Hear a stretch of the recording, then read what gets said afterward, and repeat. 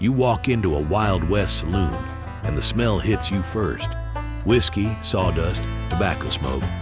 But underneath all of that, something else, something rotten. Something nobody in the paintings or the picture shows ever warned you about.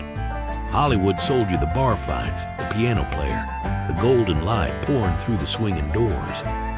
What they never showed you was what was happening 20 feet behind that bar, in a room no bigger than a horse stall, where the food that could kill you faster than a bullet was being ladled into a bowl and slid across the counter with a smile.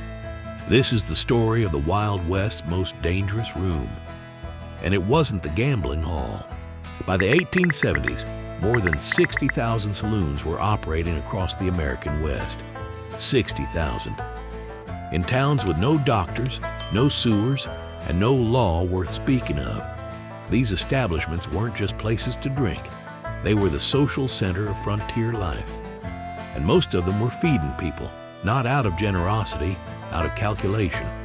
The free lunch counter was one of the oldest tricks in the saloon trade. A spread of salt pork, pickled eggs, hard biscuits, and heavily spiced stew laid out in plain sight, free to any man who bellied up to the bar. It looked like hospitality. It was a trap. Every bite was salted, cured, or spiced to manufacture thirst. The food wasn't there to feed you. It was there to make you drink more.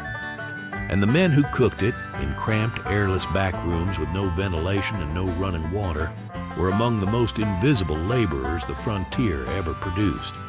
A saloon cook in the 1870s earned somewhere between $15 and $25 a month, less than a shotgun messenger riding the stage lines, barely more than a stable hand shoveling manure. The men who took these jobs weren't there by choice. They were drifters, failed miners, ex-convicts, men who'd run out of other options and found themselves standing over a cast iron stove in a room that smelled like old grease and wet wood. Formal culinary training didn't exist out here. You cooked or you starved, and the difference between the two was sometimes hard to tell from the food itself. Among the few who actually knew what they were doing were Chinese immigrant cooks, who by the 1880s had become indispensable across the frontier. Despite facing relentless discrimination, barred from citizenship, subjected to violence, pushed to the edges of every town, these men were often the only reason a meal was edible at all. And they were paid 30 to 40% less than white cooks for the same work. Their names were almost never recorded. Their skill kept men alive. History repaid them with silence. Now, about what was actually in the food. The standard saloon menu was salt pork, beans, hardtack biscuits, and stew. Always stew. A pot that sat on the back of the stove and was rarely, if ever, fully emptied. New ingredients went in on top of whatever was already there. The pot might simmer for days, sometimes weeks. Nobody asked too many questions about what had gone in at the beginning of the week, because by Friday it didn't much matter anymore. Meat preservation on the frontier was a desperate science. Army supply records from frontier posts in the 1860s document beef condemned by military inspectors as green and foul-smelling, meat that was then resold to civilian establishments rather than destroyed. Saloons bought it.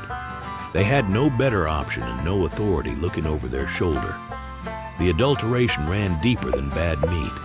Flour was stretched with chalk dust. Lard was sold as butter. What passed for black pepper was sometimes nothing more than ground charred rope, swept off the floor of a supply warehouse and packaged for profit. You ate it because there was nothing else.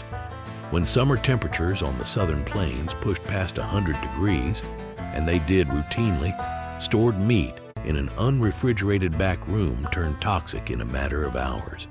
There was no ice, there was no cold storage, there was just the heat, the flies, and the next customer walking through the door. Cholera, typhoid, and dysentery moved through frontier towns like shadows, and food was the highway they traveled on. Army doctors had traced this pattern as far back as 1849, documenting how shared utensils and contaminated food spread cholera along the major overland routes.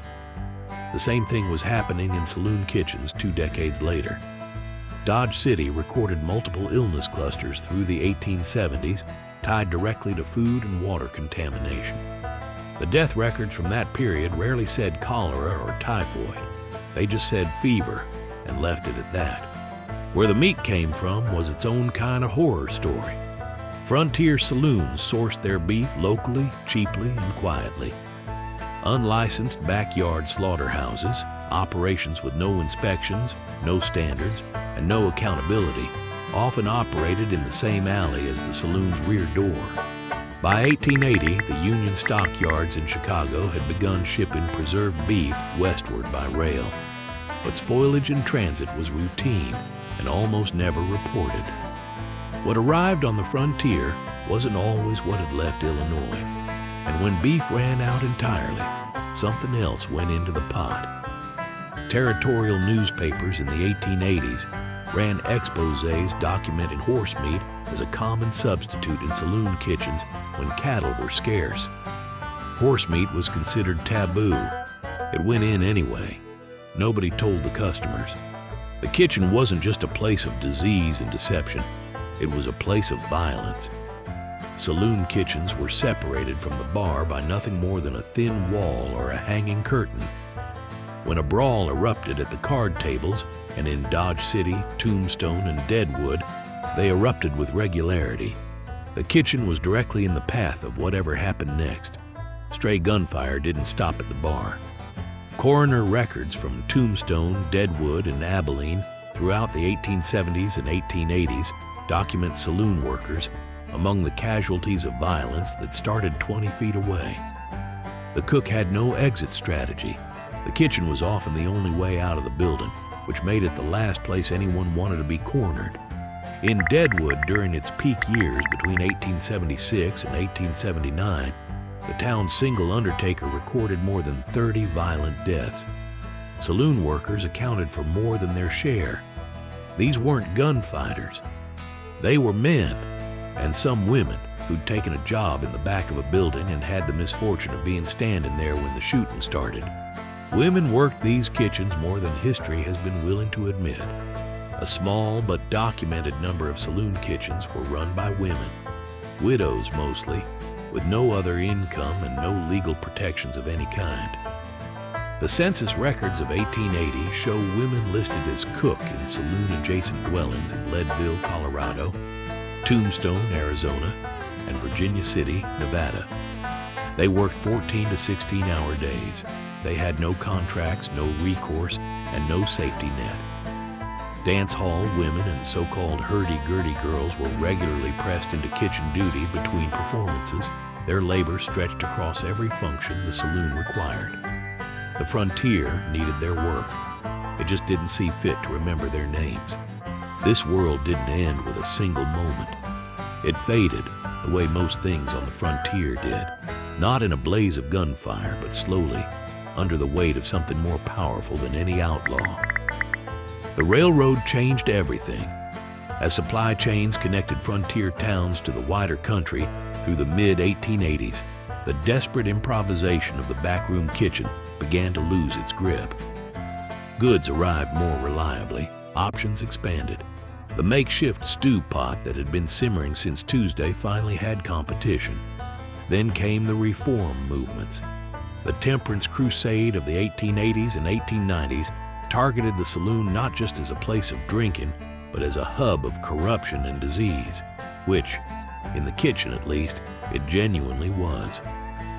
Prohibition in 1920 delivered the final blow, shuttering tens of thousands of establishments and ending the era of the frontier saloon kitchen for good. What those kitchens fed was more than hungry men. They fed a myth, the myth of the rugged, self-sufficient West, where a man could walk into any town and find a hot meal and a cold drink, and everything would be fine.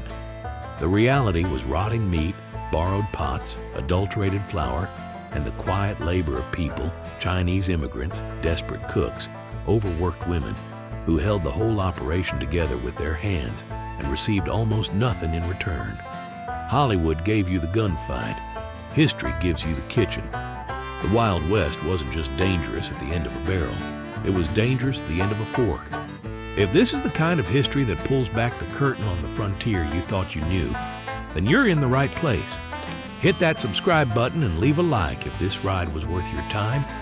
It helps us keep digging up the stories that got buried alongside the men and women who lived them. And before you ride on, we want to hear from you. If you could sit down for one meal in a Wild West saloon, knowing everything you know now, would you eat the stew